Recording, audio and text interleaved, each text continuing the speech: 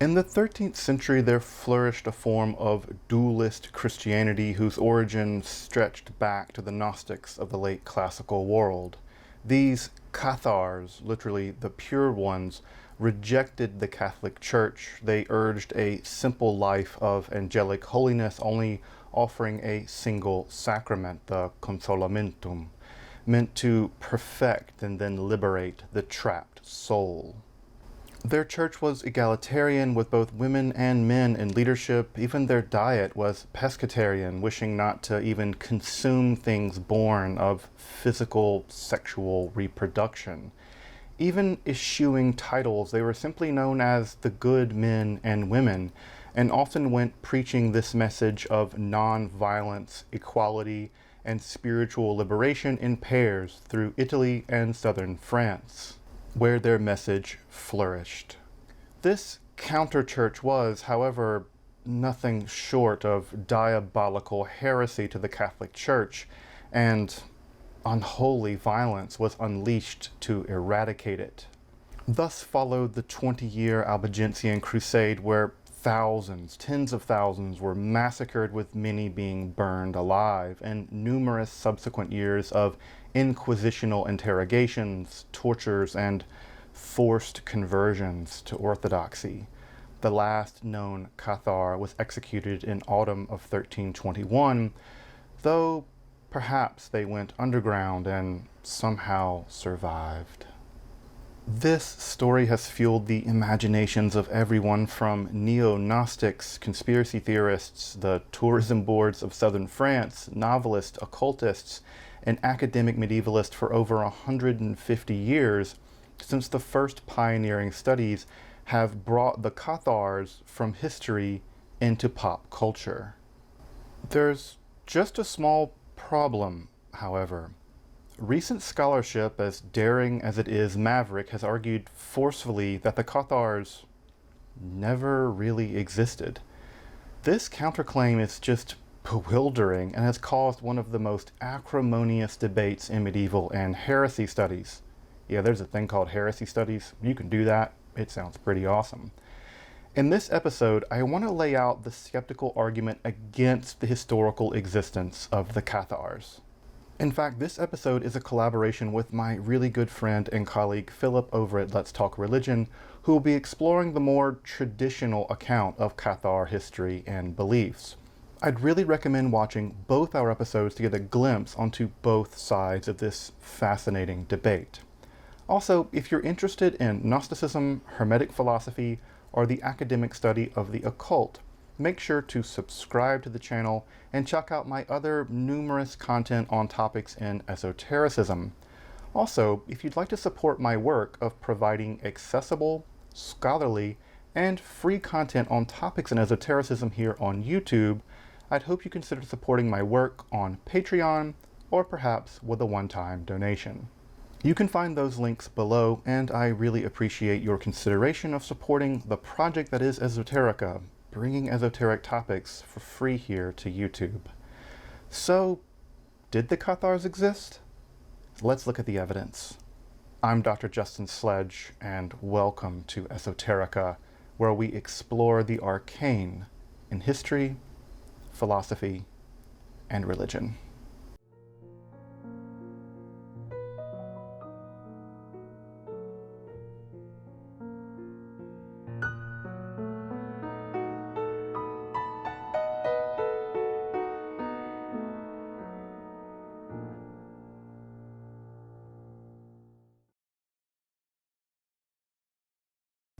Before getting to the specifics of the debate against the historical existence of the Cathars, let's do some framing first. Medieval studies is a surprisingly recent academic effort which only really took on a truly scientific rather than a simply antiquarian methodology beginning in the middle of the 19th century. Indeed, it was only around then that the veritable mountain of medieval chronicles, manuscripts, testimonies, and other very obscure volumes was even properly documented, sorted, or even chronologically arranged for that matter. Honestly, this is still a very much ongoing process, with new archival discoveries being made all the time. We're still sorting out just what happened in the Middle Ages.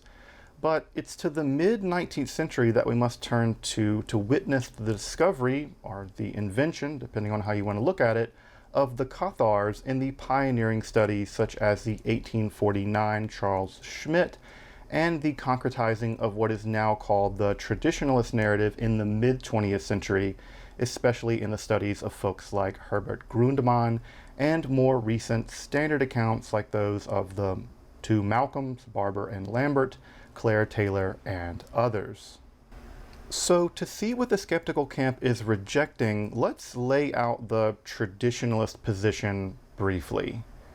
This position holds that a dualist variant of Christianity was introduced into Central Europe and took hold especially in northern Italy and France, especially in the Languedoc region of France, with its origins in an Eastern European dualist school known as Bogomilism. Such a dualist religion may indeed even have its roots way further back into the Gnostic schools of late antiquity. And while there existed some internal variation, the central core was that reality was divided into ontologically distinct good/spiritual and evil/physical camps. Human souls were originally angelic beings tempted out of heaven into a evil physical world, such that if they don't undergo a process of spiritual purification, they would be caught in a cycle of reincarnation forever. To achieve this, the Cathars had spiritual leaders who led lives of strict purity, the perfecti, who would welcome other believers or supporters into a life of purity at the end of their lives in the sole Cathar sacrament, the consolamentum. The Cathars rejected the Hebrew Bible as the work of the evil God and denied that Jesus even had a physical body at all, its appearance being a kind of illusion. They consumed a pescatarian diet, arguing that creatures born from sexual union bore reincarnated spirits. It seems that they thought that fish were somehow generated spontaneously. This was a not uncommon belief in the Middle Ages, and it's interesting that Jewish law also doesn't consider fish meat. In the areas where Catharism proved popular, they formed a mostly flat but still variegated ecclesiastical structure with bishops and various forms of administration. In this way, and this is really crucial, they formed a popular and rapidly spreading counter-church to the Catholic Church, and it was precisely this that led to the onslaught of the Albigensian Crusade and the subsequent generations of inquisitorial persecution of the Cathars, resulting in the landmark Inquisitor's Manual Practica Inquisitionis Hereticae Privitatis of Bernard Guy, with the last known Cathar's execution in autumn of 1321. Of course, there are numerous other things that can be said about this Cathar story. The political ins and outs involved in the origins and progression of the Albigensian Crusade, the military aspects of the crusade itself, mostly a history of siege and slaughter, the development of absolute versus moderate dualism, the variations on the fall myth, other alleged Cathar text, especially the Liber Duobus Principiis, or the Book of the Two Principles, which you best believe is going to get its entire own episode, the exact relationship between Satan and the so-called Rex Mundi, or the King of the World, the role of the Bogomil Bishop Niketas, if he existed at all. All in all, I think this captures the main dimensions of the Cathar narrative as it's come down to us, both in academic studies in the past 150 years, but also in Dan Brown popular culture, conspiracy theories, and the popular castle tours in the Languedoc region. I think I've even drank Cathar wine in Languedoc at some point. But by the 1990s, a group of medievalists and heresy studies scholars began to question this narrative in a profoundly radical narrative. Their conclusion is astounding. There just weren't ever any Cathars at all. They just didn't exist. Now, to get at their counter-arguments, I want to lay out what I take to be the core of their skepticism. The central pillar that skeptics take aim at is the idea that there existed a unified, dualist, heretical, or dissident movement organized into a counter-ecclesiastical body in Europe, or especially in the lands of Languedoc under the protection of the Count of Toulouse, with a unified body of beliefs and practices taken together and known as the Cathars or Catharism in the 13th and 12th centuries, with its origins in Balkan Bogomilism. Now, let's be really careful and clear here. Both the traditionalists and the skeptics agree that some type of acute religious dissidence was present in Languedoc, and that dualism does eventually appear to be emerging thread. Indeed, if the Cathars did exist, they would join the ranks of other established heretical movements such as the Waldensians, whose existence both Cathar skeptics and traditionalists agree upon. So, when the skeptics argue that there were no Cathars or that Catharism didn't exist as such, they are taking aim at the traditionalist position that religious dissidence was organized into a dualist counter-movement to the Catholic Church. But why? What warrants such skepticism? Let's work through some of their central arguments. The first is that the term Cathar just doesn't really appear in the records of the 12th and 13th centuries in the area of Languedoc. No one seems to really call others Cathars. The inquisitors just used the general term heretics, and no one identifies as a Cathar in the records. No one says, I'm a Cathar and I belong to the Cathar Church. That's conspicuous. If there were Cathars, why didn't anyone use that term for them? Now, the term Cathar is deployed by someone like Ecbert of Schönau to describe an alleged group of heretics in the 1140s, which he also likens to Manichaeanism, the ancient dualist religion which at that time had long since gone extinct. Also, he's referring to people in Cologne, in the area of Germany, not in the area of Languedoc. Now, that linkage to extinct Manichaeanism is going to be really important again in just a moment, so hold on to it. Secondly is the problem of the source material. Prior to the 13th century, there's a real paucity, but through the 13th century, documentation geometrically explodes in volume, especially in the post-Crusade inquisitorial period. Further, these sources, according to the skeptics, have been incorrectly read on a number of fronts. First, they just historically haven't been read in chronological order. Often, traditionalists start with later texts from the inquisitorial period in which dualism is sometimes apparent, and then those texts are used as evidence for what existed in previous periods, as much as 2 centuries earlier. When read in chronological order, according to the skeptics, what we see is a generalized dissonance being shaped by the leading questions of the Inquisition so as to construct the very thing that they sought to discover in the testimony. That is, the Inquisition went looking for dualist heresy, and by guiding the interrogations through loaded and leading questions, found what they were looking for, whether it was there or not. Why dualist heresy to start with, though? The skeptics argue this emerges from framing the local dissidents in Languedoc in classical patristic heresiological terms. More on this in a moment. To make matters worse, many of the sessions were conducted through multiple layers of translation from Occitan to French to Latin and back. Many of the records of the inquisitional translations of interrogations were northern French speakers are engaging with people speaking Occitan and then that being transcribed into Latin. These languages were in use so that the records may have been poorly translated or even doctored to make the reality of heresy much more real than it really was. Not just that, but scholars can't even agree on the authenticity of core historical documents, the most important being the so-called Charter of Nikinta, where the alleged Bogomil bishop Nikitas and Cathar leaders allegedly met in May of 1167 in order to settle the question of absolute versus moderate dualism and the bishophoric structure of the Cathar Church in the region. Even single words of phrases like, does it read et hoc in Bulgaria, thus in Bulgaria, or et hoc in Bulgaria, and it was in the vernacular when a heretic describes a book they saw, and that's still in a 17th century copy of a late 13th century record. So debating single words in a copy of a text, which is a transcription from an inquisitorial interrogation had in maybe French or Occitan or Latin, it's just a mess, but it matters. Recall, a book of Bulgaria, the homeland of the so-called Bogomils, the ancestors of the alleged Cathars, would be an important part of the traditionalist narrative.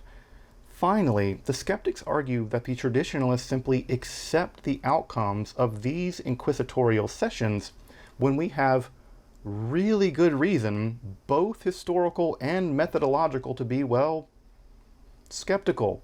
Being skeptical of inquisitorial proceedings is pretty reasonable. If people confess to being part of a dualist counterchurch, does that actually mean that there was one? Well, no. And we have another very good reason to doubt similar records: the early modern witch hunts. And I think this is pretty instructive, though a later example to be sure. Witch hunters and inquisitors spent several hundred years extracting confessions through torture, which revealed the existence of a pan-European heresy in which women made diabolical pacts to gain magical powers on the ground that they actively seek to destroy Christendom from the inside. These witches were arrested by the tens of thousands, hundreds of thousands. Between 40 and 60,000 women were executed, and many more were tortured horribly and had their lives and reputations ruined in the process. If such confessions were taken literally, or even representing some figment of truth, one could end up coming to the now discredited position of Margaret Murray's 1921 The Witch Cult in Western Europe, where she argued that the witches really did represent an underground survival of paganism. Now, with a mountain of evidence, scholars now virtually all agree there simply weren't any witches. Cunning people? Yeah. Folk magic users? Sure. Even ritual magic users at the time. But the idea of an organized, anti-Christian, woman-led heresy founded on diabolical pacts with an intent to destroy Christianity, this is just a crazy early modern conspiracy theory. No, there's basically no evidence witches existed outside the mind of witch hunters and inquisitors. The skeptics here in the Cathar debate are making a very similar argument, though actually on a much smaller scale, just basically in southern France, Languedoc, and northern Italy. Cathars and Catharism emerged and existed maybe only in the minds of the inquisitors, and even the dualism that emerged later as part of a larger religious dissidence was, according to the skeptics, a reaction formation to the persecution itself. The persecution created the dualists. People actually began to agree with the theological positions which were created and accidentally popularized through the very process of the persecution by the Inquisition. In this way, the skeptics argued that the Inquisition doubly created Catharism, both in the inquisitional imagination and then in the reaction formation within the Languedoc and perhaps also in northern Italy with people fleeing that region. So just who were all those people executed for heresy by the Crusaders and the Inquisition? Some of them, probably a small minority according to the skeptics, were active religious dissidents. And even toward the end, some were maybe even committed dualists. But the vast majority, according to the skeptics, were just common religious peasants, caught in a web of politics and religion, besieged, and then massacred. Just like all those women executed centuries later were no more witches than the poor souls at Béziers were Cathars. And it's absolutely worth pointing out, that Bernard Guy's Practica Inquisitionis Heretici Privitatis, his Inquisition manual, will form the foundation stone for all future witch hunting manuals, both practically how to interrogate witches, but also in the shift toward the idea that individual heresies becoming a social diabolical heresy which seeks to undermine all of Christendom. It isn't a stretch to think of the persecution of the Cathars as beta testing for the witch hunts, itself a kind of beta testing for the religious persecutions that would go on in the New World against the indigenous population here. So we've talked a bit about why the skeptics doubt the traditional narrative, but what do they think actually happened? If not Cathars, then what?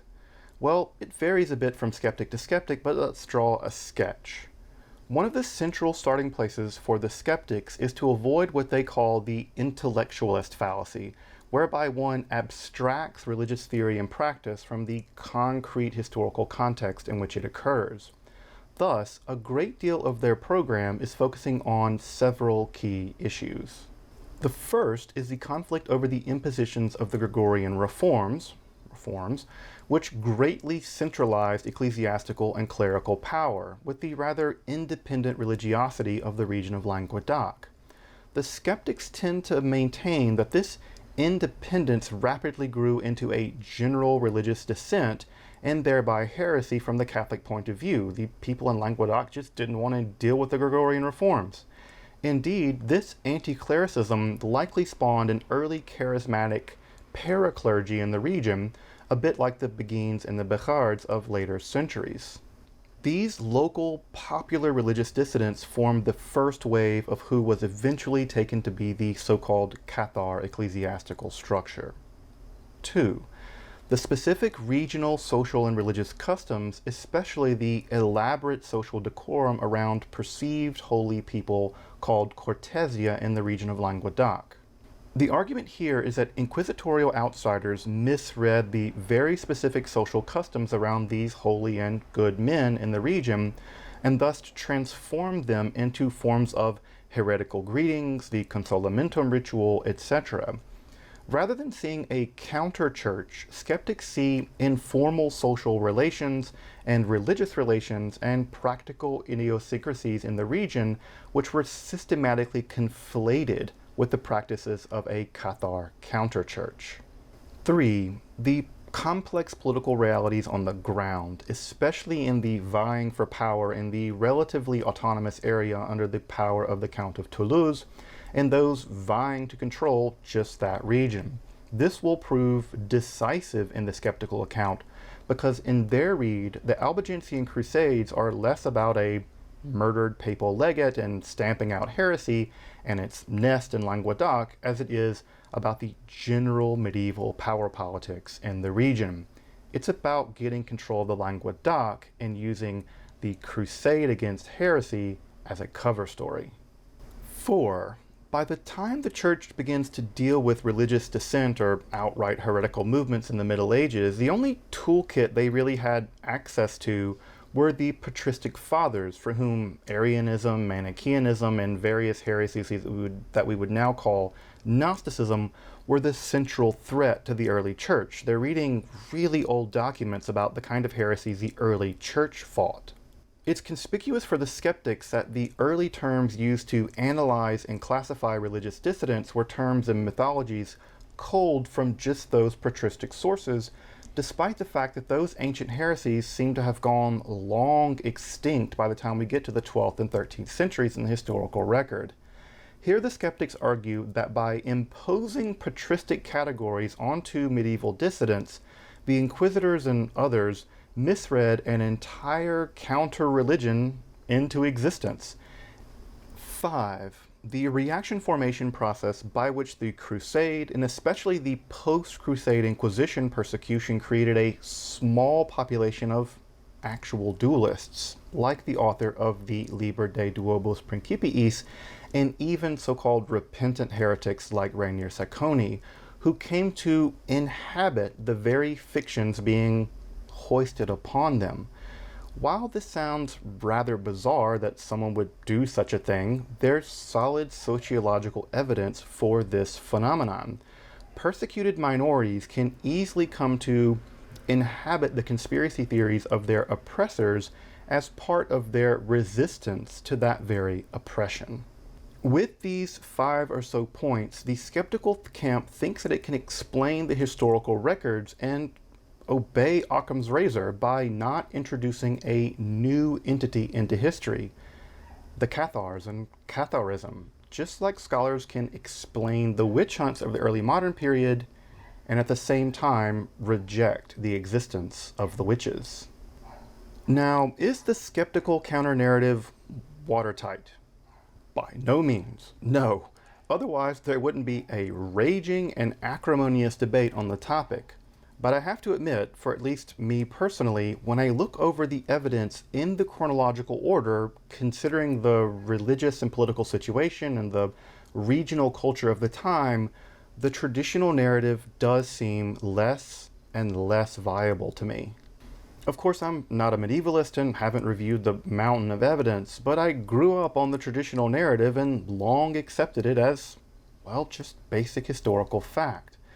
Though what I do find interesting here is the disconnect between the academic debates that have raged now for over 20 years and the state of received history. Just looking at Amazon, YouTube, or even Wikipedia and other sources, one would just take for granted that the Cathars were a real Gnostic form of Christianity annihilated through church violence without really even a hint that top scholars in the field now doubt the very historical existence of the Cathars.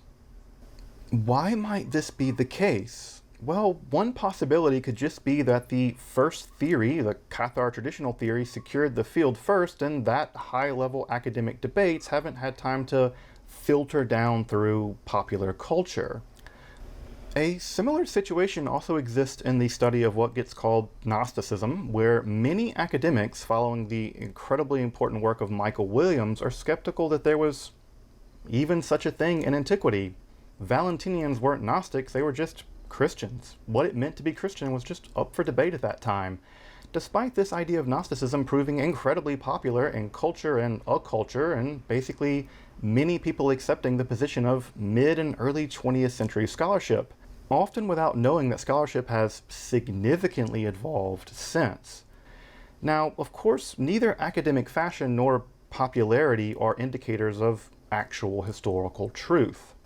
Though I think there's a stronger psychological reason why this skeptical position isn't taken more seriously. I think there's just a deep desire for there to have been Cathars, whether they existed or not. Why? Because they represent powerful ideas such as religious defiance, social autonomy, all with an air of profound tragedy, resisting to the end. Further, many people, especially in the esoterical world, identify with the persecuted fringe sect. And we're happy to project whatever ideals we happen to cherish, from proto-egalitarian religious feminism, fight to the last manism, the sheltering of the Holy Grail, to the survival of ancient Gnostic wisdom, upon them, upon the Cathars as we need them to be as medieval heroes for us. Thus, it's unsurprising that when I've questioned the existence of the Cathars in more esoterically oriented spaces, the response is almost immediately and intensely and emotional as opposed to a intellectual or academic one. It's a trigger, I think, because I'm holding people's heroes over the void of oblivion by even hazarding to be skeptical about the existence of the Cathars, despite the fact that hazarding that question requires that one pay the past exactly what it deserves most: intense, rigorous, prolonged analysis of the historical record, not looking for what I want to be there, but for what really was. Regardless, the skeptical turn in medieval heresy studies is really exciting because by raising the stakes, we're able to turn our attention to the historical record with new eyes, being more attentive than ever to just what is there and what isn't there. What do we actually have historical evidence for? As I mentioned, this debate seems to provoke more emotional responses than would basically be expected for trying to answer a historical academic question. Trying to do a literature review at this point in the episode would probably take me the better part of a day. So what I'm going to do is provide a reading list in the description below with 3 categories. Primary sources and translations, so you can look at the actual primary texts, books representing the traditional perspective, and books and monographs and articles representing the skeptical perspective. If you've only really heard the traditional perspective, I would really recommend checking out the other side of this debate before rejecting their arguments as I've reproduced them here. As you might imagine, they are incredibly sophisticated, complex, and detailed. Now, that doesn't make them right or correct, but give them their due first. Let this episode be an introduction to the skeptical camp. Go check out their books and articles, and then feel free to let me know what you think, of course, in the comments. Also, make sure to check out Philip's episode again after seeing this one as well. You might see it in a new light. As I mentioned, stay tuned for future Cathar or Cathar-related material, including an analysis of the works of theology and philosophy ascribed to them. Make sure to subscribe, check out my other content and topics in esotericism, and again, consider supporting my work of making content like this, scholarly and freak topics in esotericism, here on YouTube by supporting my work on Patreon or perhaps with a one-time donation. You can find those links below. Until next time, I'm Dr. Justin Sledge, and thanks for watching Esoterica, where we explore the arcane in history, philosophy, and religion.